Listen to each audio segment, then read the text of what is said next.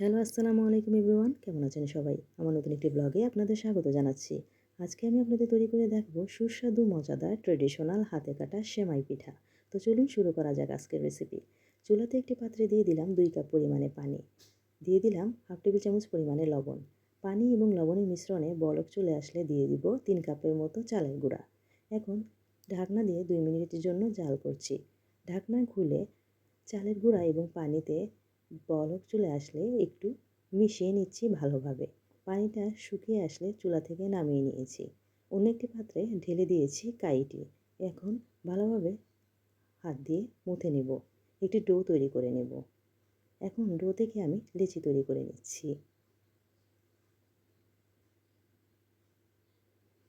লেচিগুলোকে আমি ভালোভাবে মুথে লম্বা লম্বা করে দড়ির শেপ দিয়ে দিচ্ছি।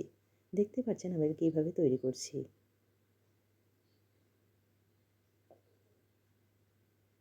এভাবে আমি প্রত্যেকটি লেচি থেকে এভাবে দড়ির মতো শেপ দিয়ে দিয়েছি। এখন এগুলো থেকে আমি সেমাই পিঠা তৈরি করব। প্রথম পদ্ধতিতে দেখিয়ে দিচ্ছি। হাত দিয়ে একটু ভেঙে হাতের তালুর সাহায্যে ঘষে ঘষে সেমাই পিঠার শেপ দিয়ে দিয়েছি। যারা প্রথম নতুন পারেন না তারা এভাবে তৈরি করে দেখতে পারেন। আরেকটি পদ্ধতি হচ্ছে এক হাতে ধরে অন্য হাতের তালু দিয়ে ঘষে ঘষে কেটে নিচ্ছি সেমাই পিঠাগুলোকে। দেখতে পাচ্ছেন কিভাবে করেছি। যার যেটা ভালো লাগে সেটা ট্রাই করবেন। 1-2 বার চেষ্টা করলে অবশ্যই পেরে যাবেন। পিঠাগুলো কেটে নেওয়ার পর আমি উপর থেকে শুকনা গুঁড়ি ছিটিয়ে দিয়েছি, যেন পিঠাগুলো একটির সাথে আরেকটির গায়ে লেগে না যায়। দেখতে পাচ্ছেন কতটা ঝরঝরে হয়ে আছে। এভাবে আমি প্রত্যেকটি পিঠাই কেটে নিয়েছি। চুলাতে একটি পাত্রে দিয়ে দিলাম 1 লিটার পরিমাণ লিকুইড দুধ। তার মধ্যে দিয়ে দিয়েছি 2টি তেজপাতা, 2টি দারচিনি এবং 4-5টা এলাচ।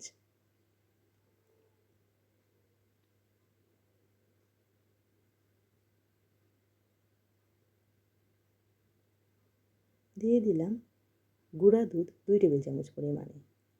চিনি দিয়ে দিয়েছি 1 কাপ পরিমাণে।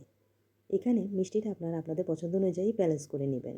সবগুলো উপকরণকে একটু নেড়েচেড়ে দিয়েছি। চুলার আঁচ এক্ষেত্রে মিডিয়াম থাকবে। দুধে আমি বলক তুলে নিচ্ছি। বেশি ঘন করব না। 1-2 বার বলক আসলে তার মধ্যে দিয়ে দিয়েছি 1 কাপ পরিমাণে গুড়, যেটা পিঠার ক্ষেত্রে আবশ্যকীয় উপকরণ এবং পিঠার স্বাদকে দ্বিগুণ করে তোলে।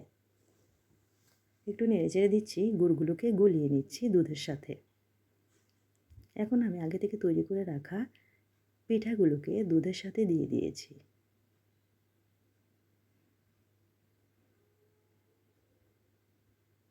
দিয়ে দিলাম 1 কাপ পরিমাণে নারকেল কোড়া।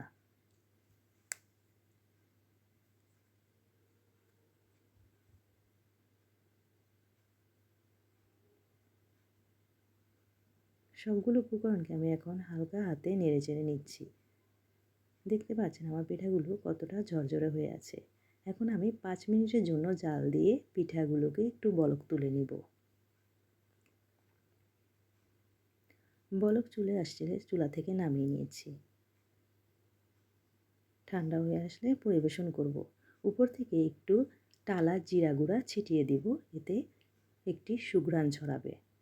এটা অপশনাল, চাইলে দিতেও পারেন, নাও দিতে পারেন। ব্যাস তৈরি হয়ে গেল আমার সুস্বাদু মজাদার ট্র্যাডিশনাল হাতে কাটা সেমাই পিঠা। অত্যন্ত সুস্বাদু মজাদার এই পিঠাটি শীতের সিজনে একবার হলেও আপনারা তৈরি করে খাবেন। ভালো লাগবে অবশ্যই। অতিথি আপ্যায়নে এই পিঠার ঝুড়ি মেলা ভার।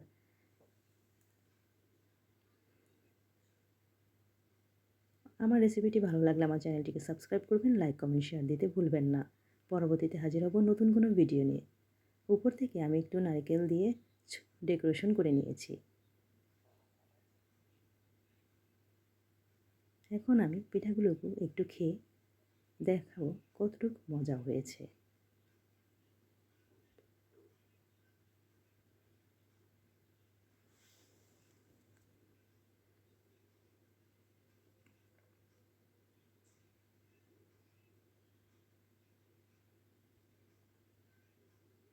খেতে কিন্তু দারুণ হয়েছে।